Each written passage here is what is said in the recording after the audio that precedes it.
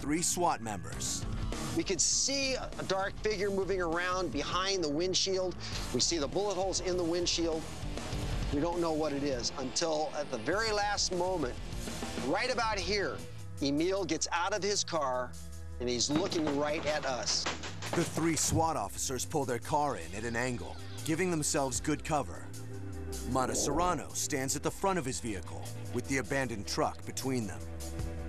You can definitely tell he's got body armor because he's big and bulky, ski mask, and he has his M-16 with a double drum magazine on it.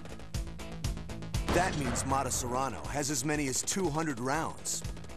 This could be a long firefight.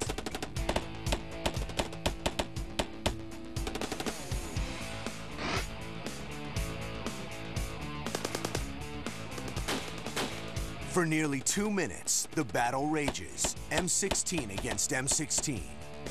I'm literally coming over the back of the police car trying to put rounds at where I hear the suspect shooting from.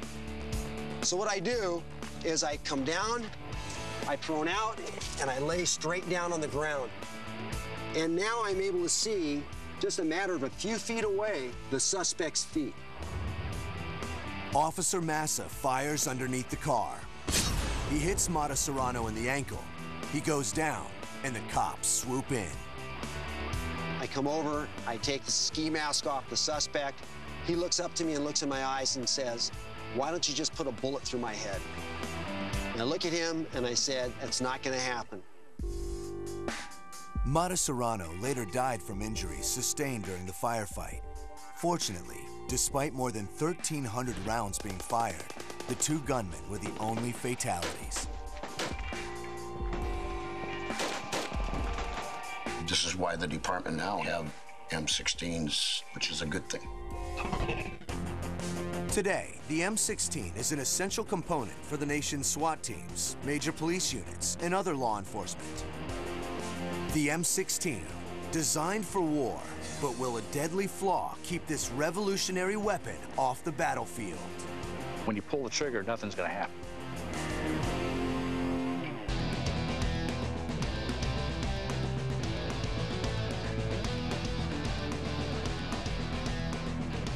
Since its introduction a half-century ago, over 8 million M16s have been delivered to American troops around the globe. This is the defining gun for U.S. soldiers. But what is it about the M16 that has made it the ultimate weapon of America's warriors? To understand just how revolutionary the M16 truly is, you have to go back more than 50 years.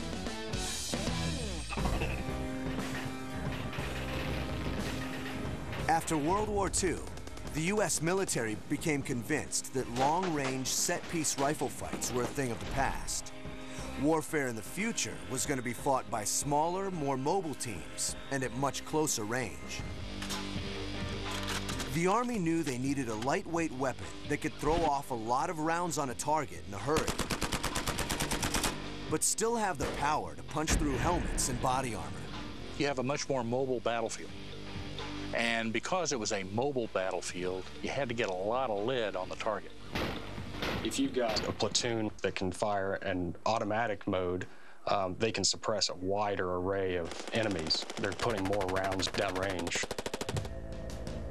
The weapon issued to most combat troops in the Korean War was the M1, semi-automatic and weighing in at more than 13 pounds. The M1 was fighting its last war. It was time for something new. The first candidate to replace the venerable M1 was the M14. The M14 is really nothing more than a modified M1. The big difference is a 20-round magazine. A magazine holding heavyweight 7.62 millimeter bullets. If you hit somebody with this at 500 yards, you're going to knock them down. While the M14 had mega stopping power, a full load of ammo was just too heavy to carry. Everything about the gun was heavy, from its wood and steel body to its kick. One of the problems with the M14, although it is a good rifle, is the recoil. Post-war automatic rifles, like the M14, and Russian-built AK-47 cycle the bullets using a piston-driven mechanism. When the trigger's pulled, a spring-loaded firing pin pushes into the bullet's primer. An explosion of gas then sends the bullet down the barrel. Some of the gas, though, is going to be diverted back up in here, and it's going to come back this way, and as the gas hits a piston that's in here, the piston is going to cause the bolt to come to the rear. When it gets to the back, it's going to go back forward, strips off another round, and you're ready to go again. And that piston-powered return generates a lot of recoil, meaning that you're probably off target by your second round. When firing fully automatic with this, it's difficult to control. It seemed like an impossible mission. Build an automatic weapon that was light enough to be easily handled, but powerful enough to blast through a steel plate. To do it would require a breakthrough in the design of assault rifles. Enter Eugene Stoner. A retired Marine and aircraft engineer, Stoner worked with the breakthrough materials of the day: aluminum alloys, fiberglass, and other composites. And it was this knowledge of aerospace engineering that led him to a revolutionary design that would become the military's new automatic weapon. He started using a revolutionary concept of using aircraft engineering principles in firearms. In 1957, Stoner submitted a bold new design for an automatic rifle. It would be called the M-16.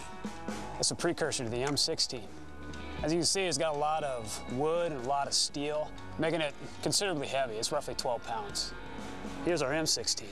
It's made of aluminum receiver and plastic composite forearm and stock, making it considerably lighter, roughly 9 pounds loaded. Not only was the gun lighter, its smaller cartridge, the 5.56 millimeter, also meant for a lighter load in the field.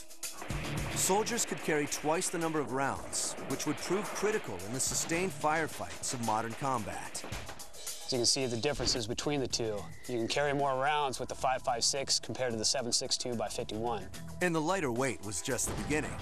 Unlike the M14, Stoner's weapon had no piston.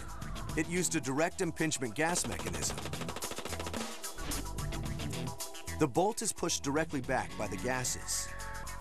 And since the bolt isn't being jostled around by a piston, it returns faster, which means the M16 can fire faster. A lot faster. More than 800 rounds a minute at full auto.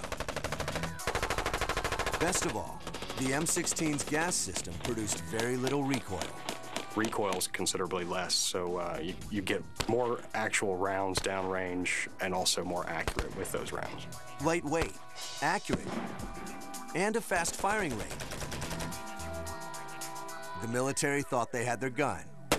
Can soldiers really use it? Platoon, up 10, Right, boy, drill sergeant. Fort Jackson, South Carolina, boot camp for the U.S. Army. Over 7 long weeks, these green troops are molded into soldiers. And a crucial part of that preparation is training on the M16. You effectively, Group N0, your assigned weapon, Rock Force. About 120 of them will be firing for the first time, 4 rounds. Fire, move forward to your weapon and take a knee. To pass the drill, these soldiers have to put 4 out of 6 shots in a grouping no bigger than 4 centimeters. Every single shot's inside that 4-centimeter circle. If they miss, it's back to square one. You're starting